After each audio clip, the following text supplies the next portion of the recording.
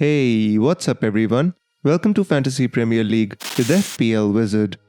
In the last video about promoted teams, we discussed all about Brentford, and in this video we're going to talk about Norwich City. Norwich City won the championship by 6 points. They were second for goals scored and second for goals conceded. Norwich City play an attacking brand of football that is based on possession, and last season they had the most possession out of all the teams in the championship. Another interesting stat about Norwich City is their XG was 77, but their XGC was 56. That means they were somewhat lucky in their defense and should have conceded more goals.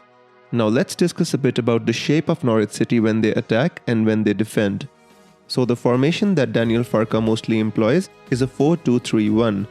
And in this, they have different combinations of attack, the first one being the player on the right wing pushes inside, making space for the right back to push up. In this tactic, only one of the fullback has the freedom to go forward, while the other stays back and helps with the defense. Another strategy that they employ is for the wingers to drift inside, and when this happens, it opens up space for the fullbacks to push up. This makes the formation 2-4-4, and to compensate for the marauding fullbacks, either Skip can drop to right back, or Mclean can drop to left back depending on the situation. Another strategy that Norwich City employs is for the wingers to hold their width and make the pitch as wide as possible so that the entire team can push up vertically and condense the space. When Norwich City lose the ball, Teemu Puki is their first line of defense by initiating their press along with Emiliano Buendia. The attacking players try to press high up and win the ball, while the team sits in a 4-4-2 formation. Emiliano Buendia was instrumental for Norwich City, not only in attack but also defense by making 2.4 tackles per 90 minutes.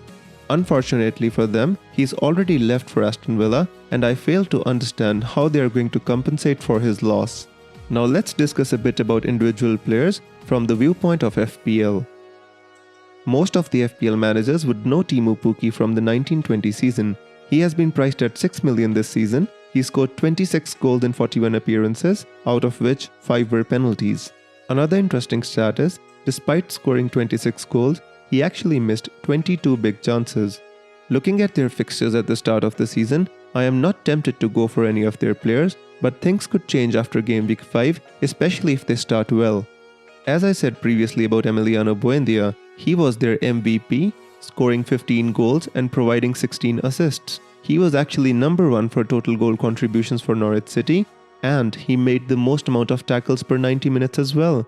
As long as Norwich City don't make some really good signings, I fail to understand how they are going to cope in the Premier League with the loss of Buendia.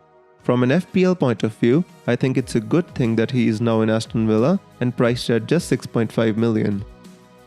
Todd Cantwell has been priced at 5.5 million, and he was third for Norwich City in terms of goal contributions, scoring 6 goals and 6 assists.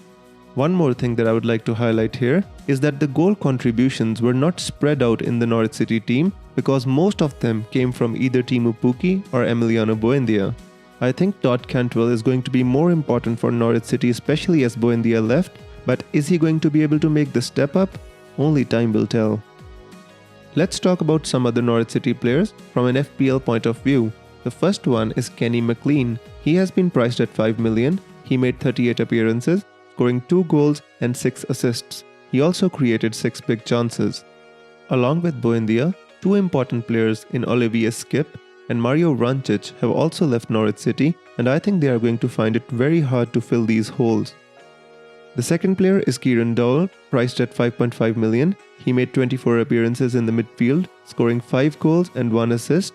He also created 5 big chances. The third player that I would like to talk about is Jordan Hergill. He has been priced at 5.5 million, but he has been listed as a forward.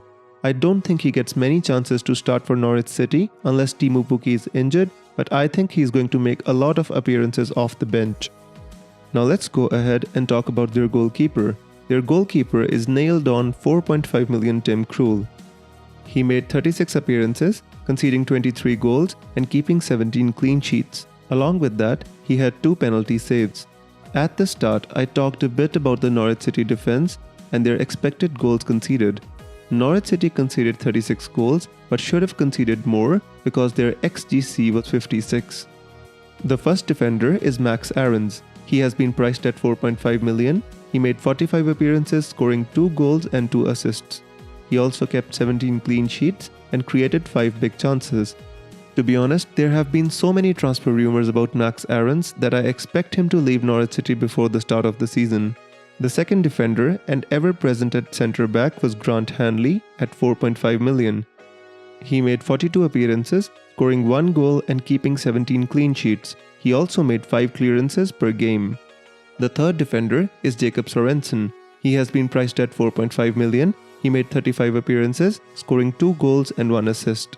From an FPL point of view, based on the tough fixtures at the start of the season and none of the 4.5 million defenders being standout, I am going to be looking for my defenders elsewhere. Summing up all the key points, Norwich play a possession-based game of football and had about 60% of the possession last season. They were second for the number of attempted progressive passes, which means that they try to make the most of their possession. They employ a high pressing strategy to try and win the ball back as soon as they lose it, and after winning the ball back, they focus on quick transitions and progressing the ball. They scored 75 goals and conceded 36. Their XG was 77, but their XGC was 56, so they were lucky not to concede more goals. Norwich City lost a few important players in Buendia, Vrancic and Skip, who need to be replaced in the transfer window. One more thing I would like to point out, the attacking players press high up to win the ball, but the rest of the defensive line does not always push up vertically to condense the space, which can be exposed in the Premier League, and I expect Norwich City to concede a lot of goals.